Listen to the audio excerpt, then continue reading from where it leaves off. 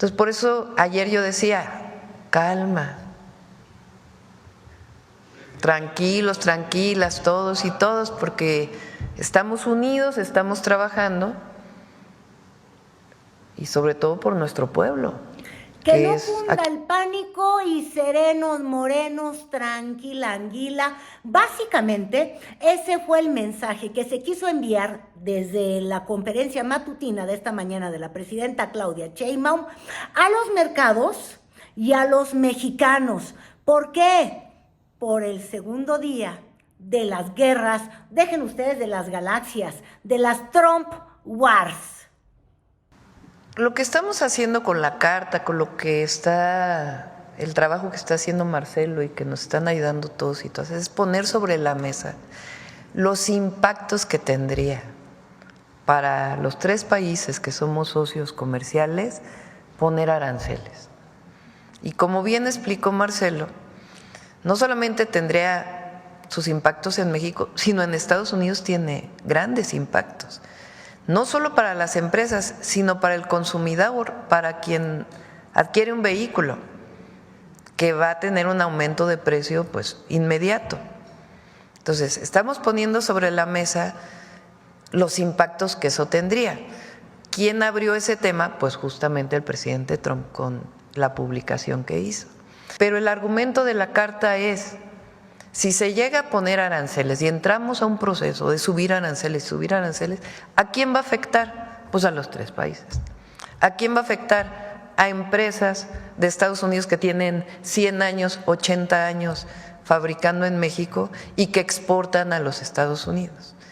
Entonces, por eso nosotros creemos y estamos convencidos que los 3 países nos fortalecemos. Yo lo dije cuando tomé posesión, no competimos entre nosotros, nos complementamos. Y justo por ello comenzó la conferencia matutina del pueblo, como le llama la presidenta Claudia Sheinbaum, al espacio que tiene ahí en Palacio Nacional, con un frente unido, un frente amplio, pero de empresarios que están haciendo esfuerzos por crear el nuevo plan de desarrollo de nuestro país. Estaban ellos ahí coordinados por Altagracia Gómez y por el otro lado estaba presente Marcelo Ebrard para hacer una exposición de todo lo que pierde Estados Unidos si nos pierde o si nos pone un impuesto, porque eso es lo que dijo. Una tarifa es un tiro en el pie, es un impuesto a empresas de Estados Unidos que podría costar hasta 400,000 empleos. Millones de empleos bien pagados, más importante del mundo. Entonces, el primer impacto que tiene una tarifa, que es un impuesto, pensémoslo como impuesto, un arancel es un impuesto, va a ser el impacto a las principales empresas de los Estados Unidos en México, particularmente en la industria automotriz. Ese impuesto, imagínense, 25%. La primera afectación son las empresas que son las que más exportan. Entonces, cuando dice el presidente Trump, voy a ponerle a México 25% porque exporta demasiado a Estados Unidos, lo que está diciendo es, dear fellows, we are going to impose, vamos a ponerles un impuesto a las empresas norteamericanas más importantes del mundo. Es como de explicarle a los ciudadanas y ciudadanos de los Estados Unidos que nos hacen favor de seguirnos, que el impacto de esta medida principal es en contra del consumidor en Estados Unidos y de las empresas de Estados Unidos, las 3 más grandes empresas de la industria automotriz norteamericana. Por eso decimos, es un tiro en el pie. El día de hoy fue el segundo capítulo de El México contra Trump. O si no es contra Trump, es el México en medio de la amenaza de tarifas de Estados Unidos a nuestro país y a Canadá. El día de ayer se dio a conocer una carta y el día de hoy, ya con las reacciones y los intereses puestos encima de la mesa, prosiguió el segundo paso y fue una ayuda de memoria para Canadá. Hay que recordar que en el TEMEC era justamente el presidente Trump quien quería firmarlo exclusivamente con México. Hace unos días estuvimos con el secretario de Hacienda y probablemente ustedes nos lo puedan confirmar. Incluso el primer tratado de libre comercio al principio estaba planteado exclusivamente entre México y Estados Unidos y después entró Canadá. Entonces, quien ha abogado porque esté en los tres países es justamente México y en particular el presidente Andrés Manuel López Obrador, que tuvo conversaciones personales incluso con Trudeau para que no se preocupara porque México iba a abogar porque Canadá estuviera. Pues es que como me están escuchando, yo primero dije, ah, caray, de verdad, Estados Unidos quería dejar fuera a Canadá, no me lo creo, pero efectivamente sí, buscando en las redes sociales y sobre todo en el Twitter, porque siempre hay un ex, me topé con estas dos publicaciones del presidente y antes casi presidente Donald Trump cuando quería renegociar el NAFTA porque decía que era el peor tratado del mundo. En ese momento, él empezó a decir que no estaba a favor de un tratado regional, sino que quería simplemente tratados de uno a uno de entre naciones. Y por eso quería dejar fuera en las negociaciones a Canadá. Por ello, quizás Claudia Sheinbaum le recuerda esto a el tercer país que conforma el TEMEC, a Canadá, porque desde allá han salido ya varias voces a, ¿cómo diría uno? Pues a mentarnos la madre por interpósita alusión. ¿A qué me refiero? Por ejemplo, desde Ontario llegó un comentario, ¡ay, qué bonita rima sin esfuerzo!, donde pues justamente el premier de ese lugar estaba muy ofuscado y muy enrabiado porque pusieran en la misma bolsa a México y a Canadá. Y permitan decirlo con toda claridad, Canadá no es México. Encontré los comentarios de Trump realmente ofensivos, como si un miembro de tu familia te clava un cuchillo. Yo he pasado mucho tiempo en los Estados Unidos y nunca he visto que un estadounidense no le caiga bien un canadiense. Pues justamente es Doug Ford que está preocupado por lo que podría significar para Ontario, que es justamente la comunidad que él encabeza, un impuesto del 25%. Esa es la región más ligada a Estados Unidos porque es fronteriza y donde se lleva el grueso de los intercambios entre esas dos naciones. Por eso una respuesta tan agresiva, pero también no hay que encajarle el colmillo al que es también el aliado, o que no salga a relucir el racismo, porque luego después de esto que ya les compartí, se puso a decir que él no conocía a ningún estadounidense que se quejara de un canadiense. Porque básicamente les digo, por interpósita persona, por interpósita mentada, porque básicamente sí hay muchos estadounidenses que les molesta mucho un mexicano. Eso es lo que quiso decir este hombre y justamente por ello, durante la conferencia de la mañana, se recordó que el tratado regional es relevante porque somos un bloque de 3 naciones que podrían encarar y tener una estrategia inteligente frente al poderío chino. Y volvió a surgir justamente esta propuesta de la presidenta Claudia Sheinbaum de un proyecto de largo plazo, y quizás por eso es importante que estaban todos estos empresarios que conforman el consejo que va a trabajar coordinadamente con el gobierno sheinbista y que pretende en el largo plazo hacer una sustitución de importaciones provenientes de Asia. Lo hemos dicho siempre, nosotros somos un país grandioso que compite con otras economías, que somos una potencia cultural y que frente a nuestros socios comerciales, particularmente Estados Unidos y Canadá, nos vemos como iguales.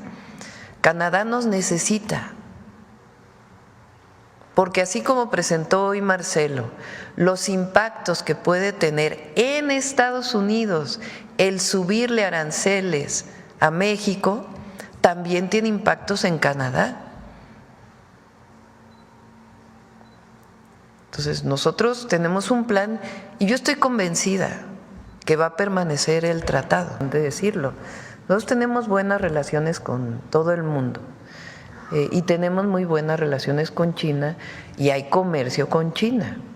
El objetivo nuestro es que mucho de lo que se perdió en muchos años de producción nacional por la importación lo recuperemos, incluso más, pero es un asunto no de definición frente a China, sino de definición de desarrollo nacional, de una política de desarrollo nacional.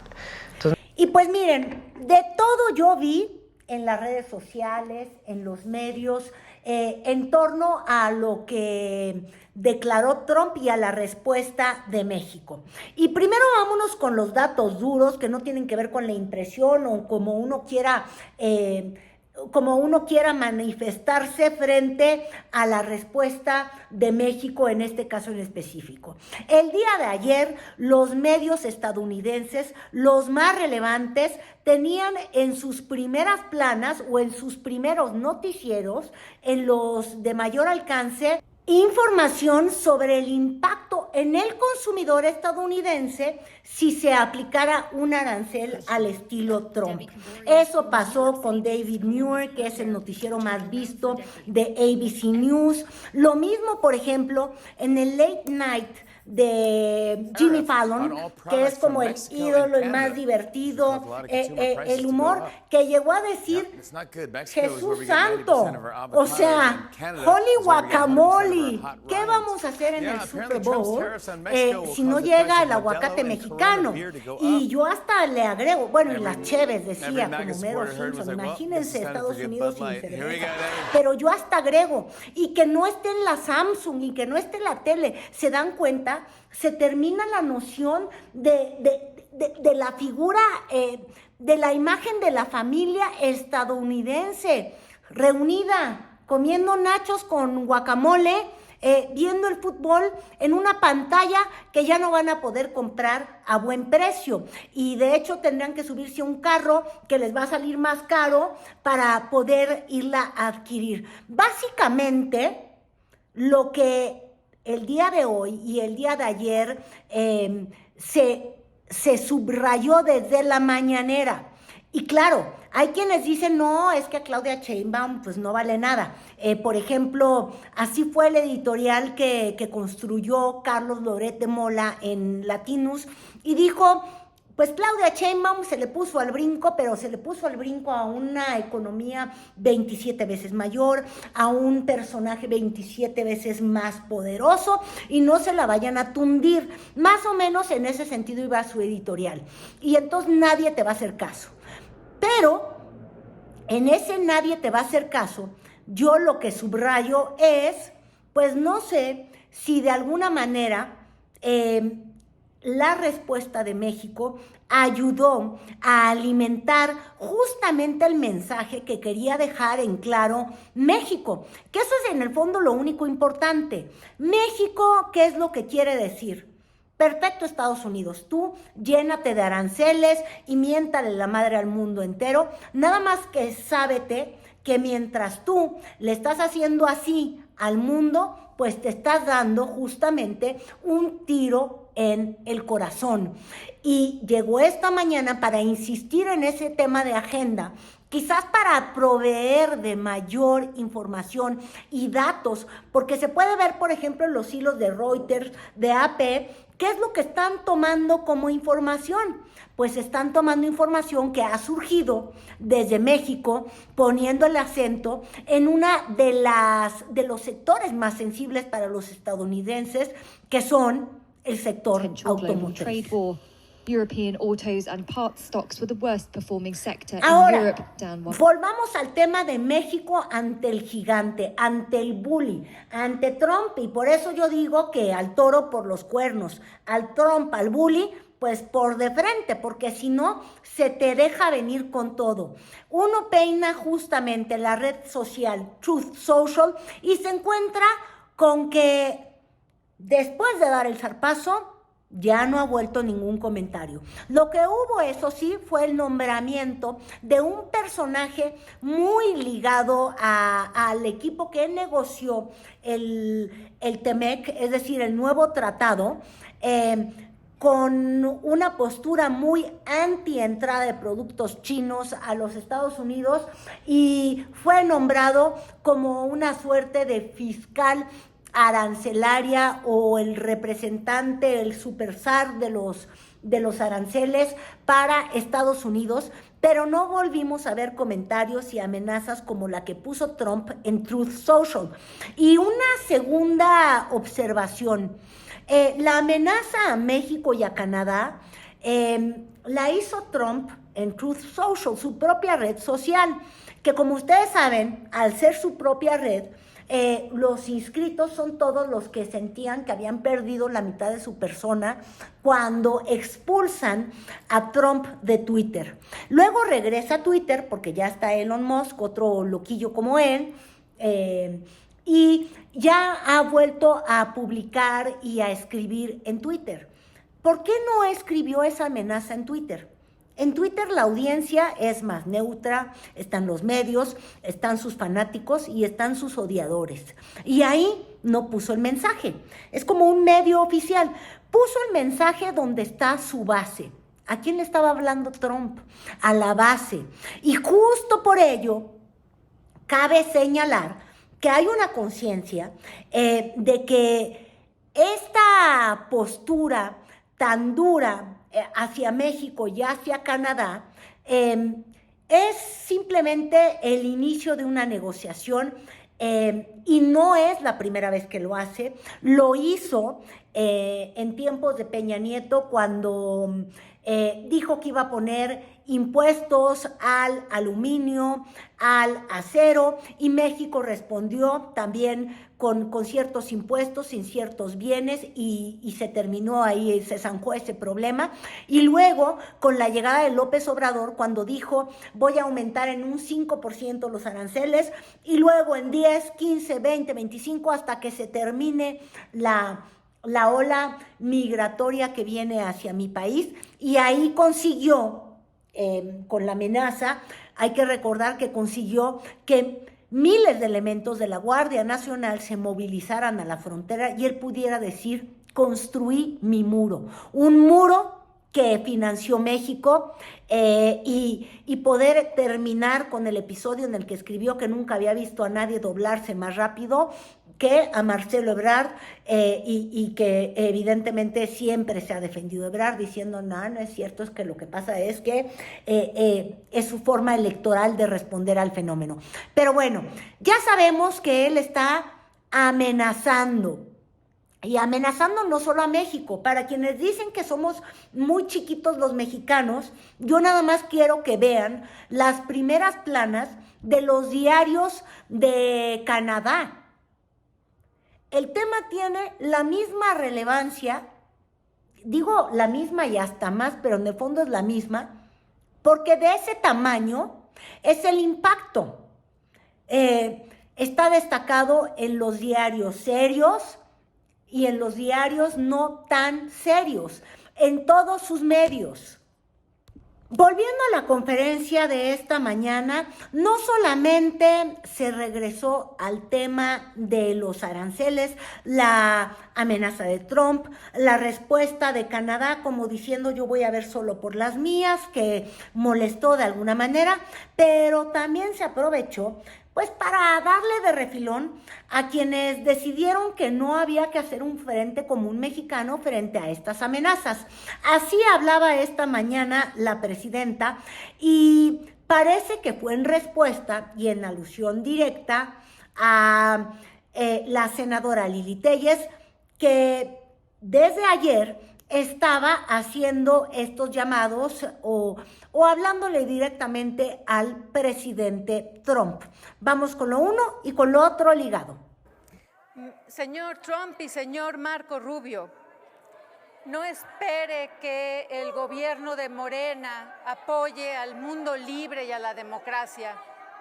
México en este momento está en poder de una camarilla, de un grupito de narcoizquierdistas que lo que menos harán es proceder contra los criminales, insisto, porque son sus socios. Bueno, primero aquel que se pone del lado de otro país o llama a otro país para que, porque ayer lo leí, no voy a decir de quién, pero lo leí en algunas publicaciones en las redes sociales, pues cómo se le llama a aquella persona que le pide a Trump que en efecto intervenga porque no está de acuerdo con el gobierno de su país, que fue electo o elegido democráticamente. Pues eso que lo contesten los mexicanos y mexicanas, ya lo vivimos en la historia de México.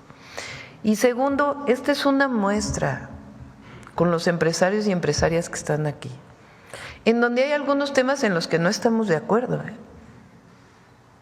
y esos los discutimos y los platicamos y siempre dialogamos, pero estamos de acuerdo en una cosa, y es sacar adelante a México.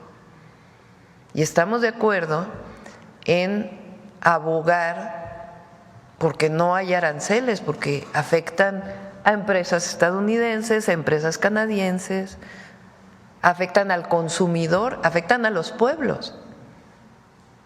Entonces, esta es una muestra de que estamos unidos, que habrá cosas en las que no. Yo lo dije en la campaña, habrá cosas en las que no estamos de acuerdo y qué bueno porque México es una democracia. El INEGI el día de hoy publica justamente el valor de las exportaciones de nuestro país, que alcanzan 57.671 millones de dólares.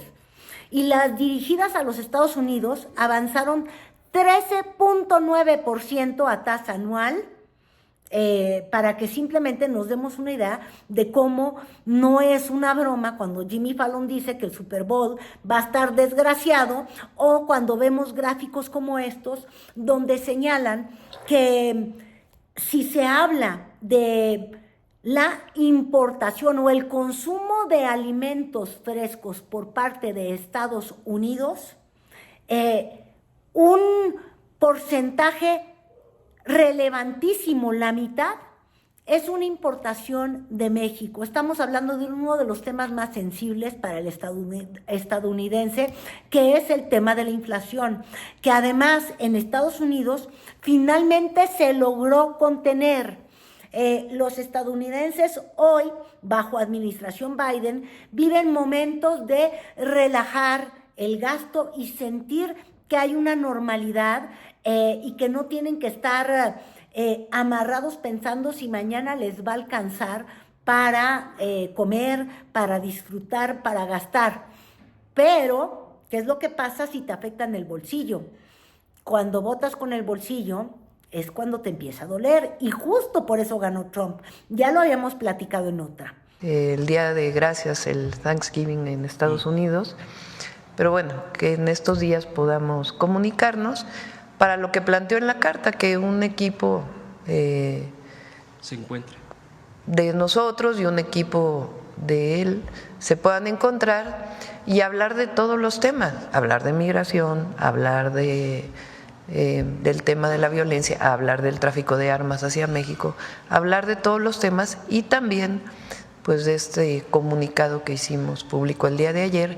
Dijo y del comunicado que está por amarrar una llamada con el presidente Donald Trump, que lo está haciendo José Ramón de la Fuente, que es el secretario de Relaciones Exteriores, cuya ausencia, hay que decirlo y subrayarlo, se ha llamado la atención, porque parece que el secretario de Economía, que ya había sido secretario de Relaciones Exteriores, pues le está volviendo a hacer al secretario de Relaciones, pero también secretario de Economía, como pasara en el sexenio anterior, cuando le hacía al secretario de Salud y negoció la llegada de las vacunas en la pandemia, y también le hacía a Relaciones Exteriores. Entonces, de alguna forma, Sheinbaum dice, el canciller está trabajando, aunque no lo vimos ahí con toda claridad. Funcionó como mensaje porque en medios nacionales, en medios internacionales y en particular